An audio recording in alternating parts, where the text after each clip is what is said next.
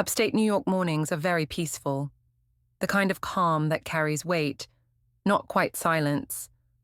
As I stir my coffee, I can hear the faint clink of my teaspoon tapping against the ceramic mug, the creak of the wooden steps settling under their own memories, and the buzz of the ancient radiator starting up.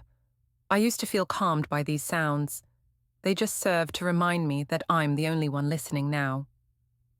My name is Claire Morgan, 43, accountant. It sounds grander than it actually is. The eldest daughter of the Morgans of Albany. My family is not well known, simply said known Gerald. My father is a retired professor of economics who continues to give uninvited lectures in the aisles of grocery stores, in the same manner that she used to chastise us for leaving fingerprints on the refrigerator. My mother Evelyn arranges charity luncheons. Additionally, Grant, my younger brother, is the golden boy it has always been. At my parents' house, the hallway lamp flickers occasionally. It's a simple brass stand that has a faded beige color, but it's been there as long as I can remember, between the kitchen and the front door directly next to the umbrella stand. When I was a kid going downstairs for water at night, that lamp was the last light I saw, and it was the first light I saw when I got home from college. A constant and eyewitness. Last Thanksgiving. I sat under its glow while my father steered the conversation toward mortgage rates, and my mother griped about the cranberry sauce being too acidic. Grant and his wife Lila, a flawless blonde who always managed to bring up her Pilates instructor and wore pearls like armor, were laughing across from me. Despite their tardiness, they were still anticipated to get applause. With her voice cutting through the warmth like a cold draft, my mother murmured, "So, Claire," while sipping her second glass of wine, "are you still renting the small Shroon Lake property?" "That's a house," I clarified. "Indeed, it is still mine paid off." She blinked. "Oh, that's charming, and no future opportunities." She wasn't referring to jobs. "No," I replied, carefully folding my napkin. "Just a very low electricity bill and peace." They chuckled courteously, like he always does when I don't comply. Grant grinned. He has the ability to make you feel as though your achievements are adorable, analogous to a dog walking on its hind legs. Not serious, but impressive. "You'll have plenty of time to consider the future," my father added. Having said that the pivot was there, Grant and Lilia are in a difficult situation. They were considering an apartment, but it fell through. Additionally, you have that additional property. My fork stopped in mid-stride. "That house is mine," I responded coolly. "It's mine, not extra." My mother groaned and said, "Claire, do you really need two homes? You're not wed. No kids. Lila and Grant are starting a family." They say that all the time as if it were a moral triumph. I answered, "That house is part of my retirement plan. I bought it by working 2 jobs during graduate school, but my father insisted that Grant was your brother. Families support one another." It's funny, Grant required a phony ID in 1998, and that's the only time I recall him helping me with anything. I said, "Perhaps they could stay with you and Mom. Until they discover something, definitely not." Evelyn yelled, "We require our personal space." They do, of course. From there, the discussion descended into accusations, frustrations, and the typical guilt parade. Before dessert, I excused myself. The antique hallway lamp flickered once more as I reached into the doorway for my coat. As though to soothe it, I lightly caressed its switch. When I got home to Shroon Lake later that evening, I poured myself another glass of red wine and gazed at the logbook I kept next to my desk. I kept track of every payment and loan I had made to Grant and my parents. I didn't realize the list was longer. All unpaid and temporary. The following morning, my mom called. She started off by saying, "Grant says you were a little tense last night," in a worried tone that was like candy masking resentment. "All we can think about is you, concerned." When I set boundaries, they love that word the most. "I'm all right, Mom." "You still have time to reconsider regarding the house." "No, quiet." The tiniest sigh followed. "Avoid letting pride destroy your relationships." I remarked, "Funny, I was thinking the same thing." I hung up and sat in the silence once more. with only the creak of the ancient beams and the gentle murmur of the wind outside, no television or radio. Sounds from a life I created, a life they continued to disregard. I had a dream about the hallway lamp that night. This time, though, it wasn't flickering. The bulb was cold, the cord was frayed, and it was disconnected. I had an unexplainable chill as I woke up. There was an impending event, and I had to be prepared. A voicemail was left at the beginning. My phone buzzed as I was in the middle of creating quarterly tax reports for one of my favorite clients, a nearby organic bakery. My stomach dropped as I saw the transcription preview. Then the screen lit up with a number I didn't recognize. "Hello, this is Meadowbrook Realty's Jeff Simmons. Just confirming that we will be viewing the Oak Ridge house, the one that is listed under Claire Morgan, tomorrow." Immediately, my throat became dry. Something had to go wrong. The house was not listed by me. In a matter of seconds, I was attempting to seem calm while speaking with Jeff on the phone. Unaware of the maelstrom he had just unleashed, he was amiable. "Yes. The listing was sent to us by a third-party representative, Grant Morgan. I believe he said he had permission to act on your behalf." The boundaries of the world hardened as I sat there frozen. I firmly stated, "I never authorized anything. No appointment is scheduled. The home isn't up for sale." After stuttering an apology and vowing to cancel everything, Jeff hung up as I phoned Grant. My hands shook. No response. My folks' landline is the next call. The second ring was taken up by my father.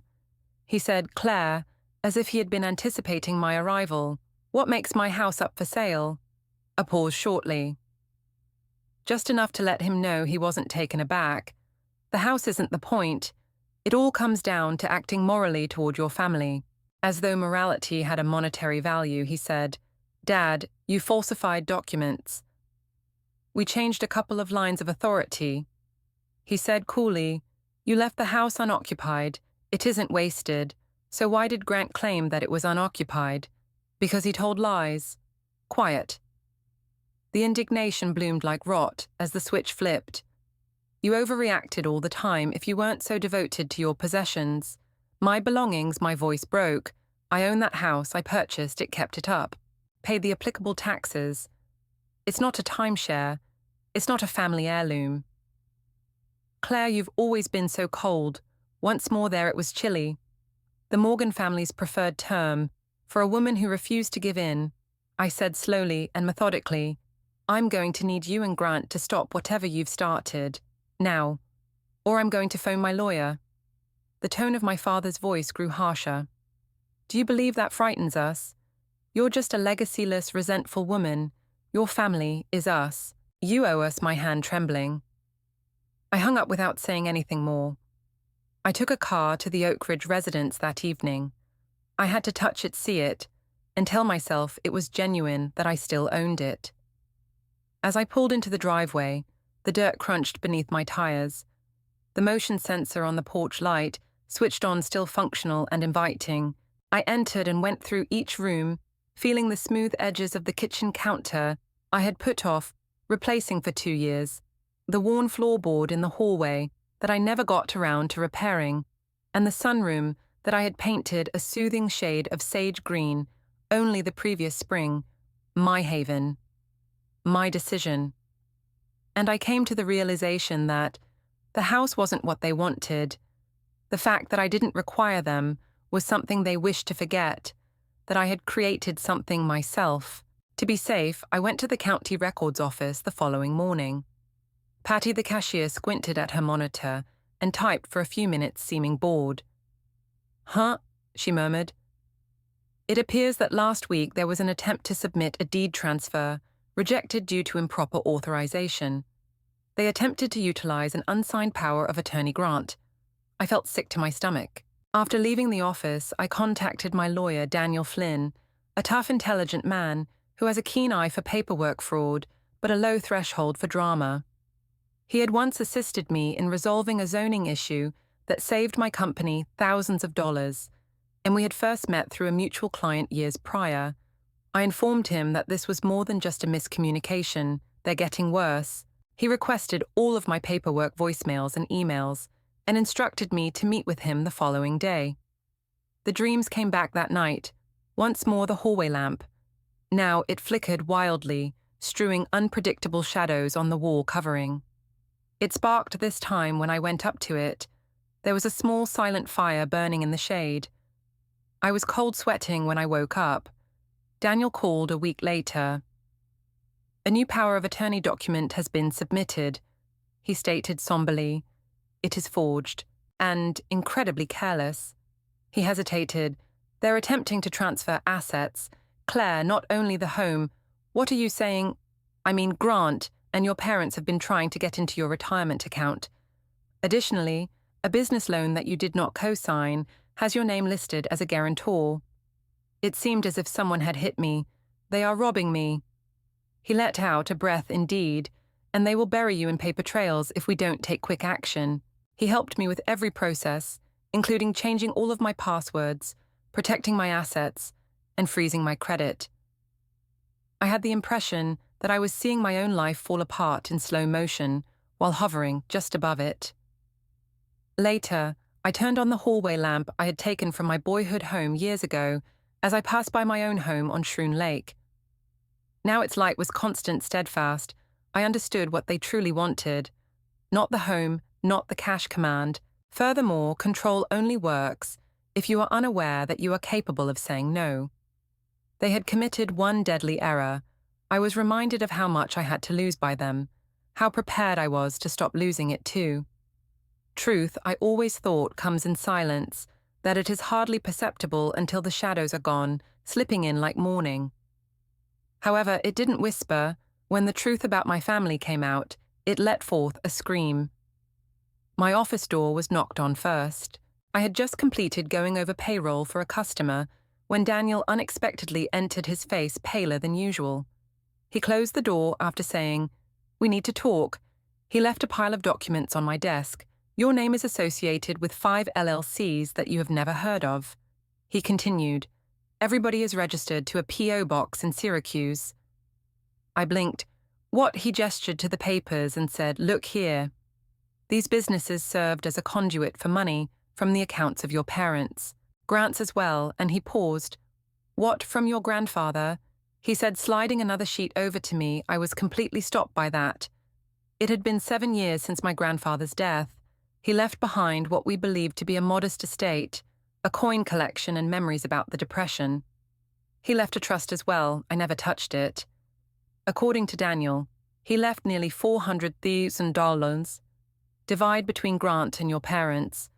The problem is that your name was initially mentioned, till a year prior to his passing. My heart pounded as I gazed at him. He said they changed the trust and had him sign a revised version that didn't include you at all. His advisors were your mother and Grant. No. I muttered, "I apologize." The breath left me as I leaned back. Not the money, but the rewriting of my role in the narrative was the unexpected turn of events. I hadn't simply been excluded. They had obliterated me. I believed for years that I had decided to keep my distance, that because I cherished my freedom, I had chosen to leave the family dynamic. Now, however I saw it for what it was, exile masquerading as Space Grant had done more than simply influence our parents. They knew about it. I reflected on my solitary vacations, the text that received no response.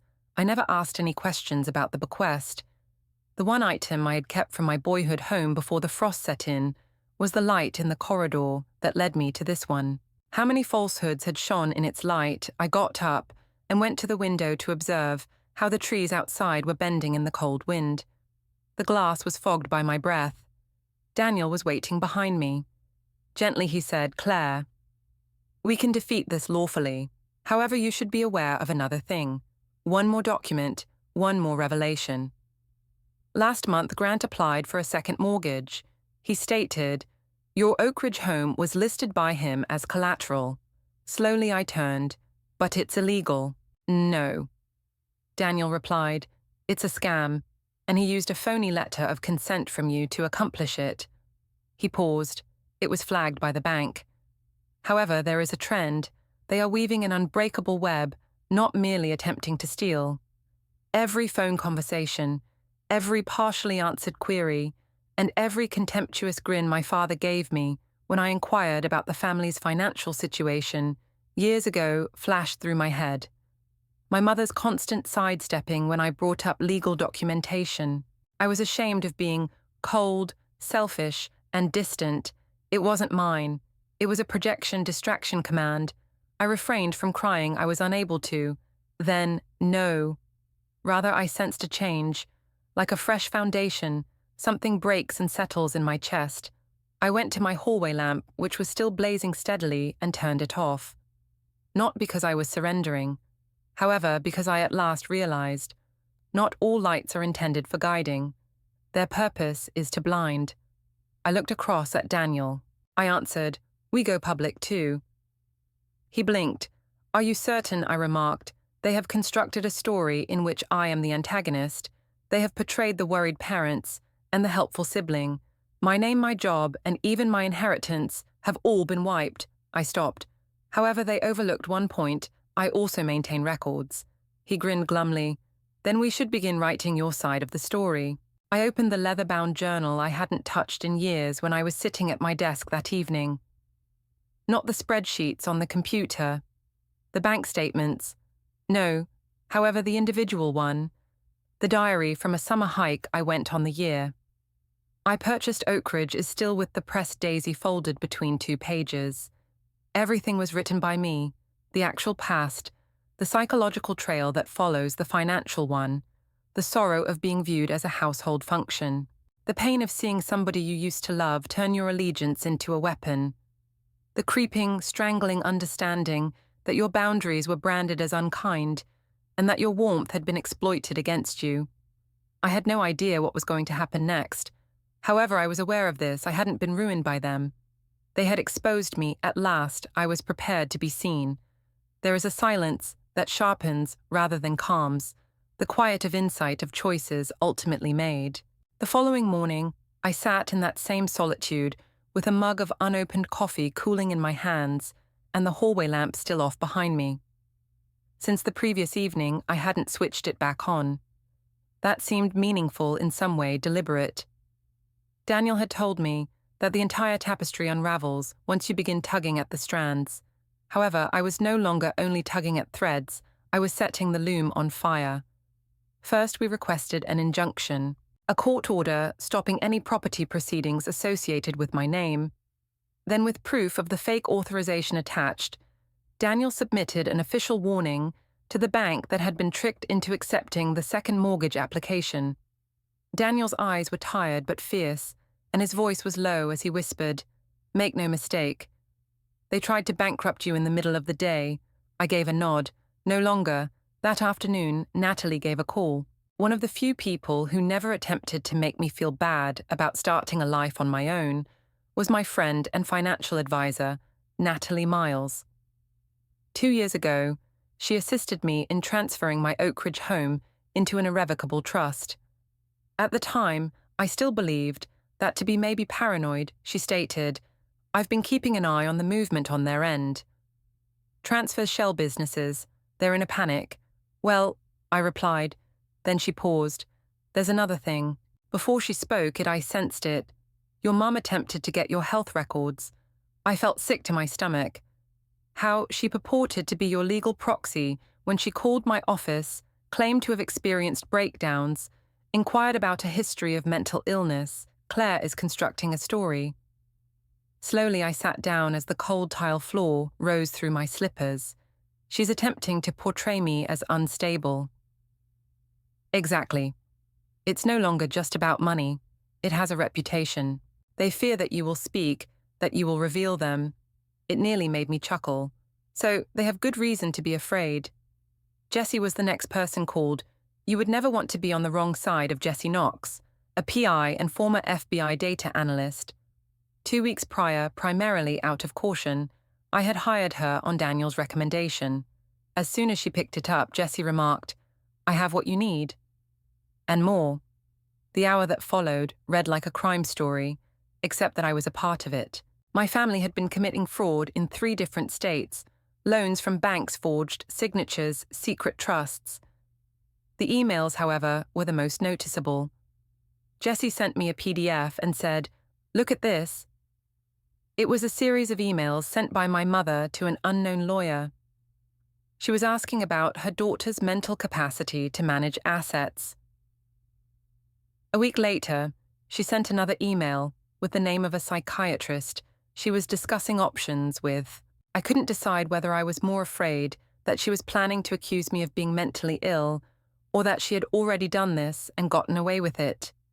Stunned, I hung up behind me. The hallway bulb was still dark. I was unable to look at it. Jessie and Natalie arrived later that evening.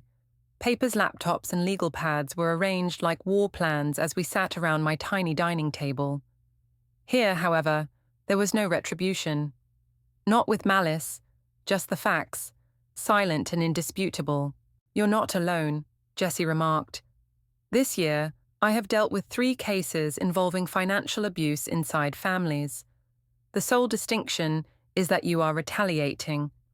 The document of my grandfather's modified will caught my attention. The ink was no longer vibrant. His autograph appeared worn out. Or perhaps I was merely projecting. I said, I don't want retribution. I need air. Every interaction should no longer feel like a trap. In my opinion, I got a glass of water from Natalie. After that, we must make this public, not a mess. Only apparent. What are you saying?" "A declaration," she said, a concise, well-documented synopsis of the events that have been taking place made public. "Avoid the story your family is currently attempting to tell." My heart pounded. "They'll accuse me of being unstable, dramatic. They are already," Jessie remarked. "However, you have evidence records, videos and recordings of voices. There is no drama here, it's defense." I sat down and opened a blank document that evening. I typed at the top why I had to say. No Claire Morgan statement. The emotional reality as well as the legal one came flooding out. The erasing years, they labeled me in order to justify their own privilege, the gradual erosion of trust, the understanding that disrespected love is really deceptive. I hadn't posted it yet. When I was done, I made a copy. I also took the wheel, returned to Albany, back to my childhood home. I silently parked outside and spent a considerable amount of time observing the pleasant light emanating from their windows. I pictured them inside my mother, placing her wine cups, like soldiers in formation. My father reading the paper. Grant might or might not have been present, it made no difference. They were unaware that I was outdoors. They were unaware that I had lost my fear. I extracted the lamp by reaching into my passenger seat. The lamp in the hallway, not because I loved it, but because I required evidence that something had remained illuminated in the dark. I took it with me when I permanently left. I attached the note to it and left it on the porch.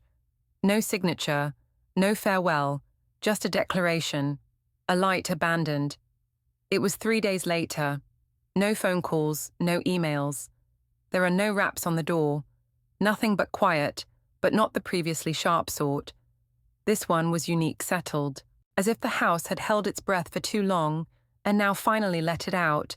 I had no intention of returning on the hallway lamp. I believed I was done with symbols after penning the truth, naming the suffering and leaving it on my parents' porch with fondness with objects. However, symbols occasionally have a second life just as individuals do. The next Sunday, Natalie arrived with an envelope in one hand and a takeout bag in the other. "Mail arrived at my workplace, for you from Albany." I gazed at the address for return, Lila Grant's spouse. I cautiously opened the envelope, expecting to feel guilty. Instead, I discovered a human Claire, other than saying, "I'm sorry. I'm at a loss for words. I noticed your letter, as well as the lamp. You were correct. All of us have grown so accustomed to Grant playing the victim that we have never taken the time to see who he has become. I didn't want to look. I was scared to inquire. I'm moving in with my sister and taking the kids with me. I wanted to let you know that I finally believe you, even though you owe me nothing, and I'm grateful for not turning out the light when nobody deserved it. Leela, with her letter still warm in my palms, I reclined on the couch. Natalie respectfully observed me in silence. "What did that lamp mean to you?" she remarked quietly. I answered, "It used to mean belonging. It then meant caution. And now I stopped and turned to face the vacant corner of the corridor where it had been. I can now let go because of it." Natalie grinned. "Go outdoors, I have something I would want to show you." Squinting into the gentle afternoon light, I followed her out to the front porch. A new lamp was resting on the siding. Familiar but different, easy classy, the type of lamp you purposefully select. She claimed to have seen it at the local antique shop. "It made me think of yours. However, this one is yours from the start, not a ghost-only light." My chest hurt, but it was a complete, not terrible ache. The number of people who have contacted me is incalculable. Natalie added, "A network that supports victims of financial abuse shared your message.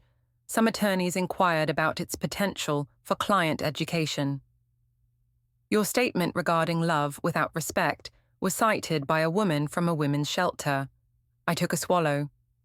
Hard, I had no intention of igniting a movement. She responded softly, "No. You were attempting to stay alive. All the honest ones begin that way." That night I brought the new lamp inside. Not to take its position, but to respect what followed, I put it in the same location in the corridor. But this time, I didn't put it there to show the way back to the people who had wronged me. Its purpose this time was to illuminate the path ahead. A week later, I did an interview for a podcast about family estrangement and financial independence. What would I say to someone who was just starting to recognize their family was hurting them? The host questioned. I considered everything I could say. However, the result was straightforward. Write down what is true first, not what you were told, not what you would like to be true. Only the facts. Then wait until the embarrassment gives way to insight. What if the truth is unattractive? The host inquired. I said, "Then it's still yours. And you're worthy of knowing it." There were more messages. A Texas woman who had spent years being drained by her parents. An Ohio man claimed that his sister had taken out loans under his identity. A college student who, feeling guilty, had almost given away her fortune. They all carried bits and parts of my tale. "Thank you for turning on the light." One of them wrote, "My mother never got back to me. However, I did come across a news report regarding an Albany tax probe. Grant agreed to a plea bargain. He will pay reparations and serve 18 months. My dad is continuing to deny everything. He is yet to be believed by anyone. I've stopped applying for that position." What about the lamp? Every night it sparkles, not because I require it. However, because someone else might. A package without a return address showed up at my workplace last week. The original hall lamp was inside, packed in tissue paper, cleaned, rewired, polished. Additionally, a notice I made it right. Not to get you back, only because you were correct to accept it. I refrained from crying. The entire neighborhood can see it from the street because I simply put it in my office window. Because of the healing thing. Erasing the story is never the goal. The goal is to get the pen back.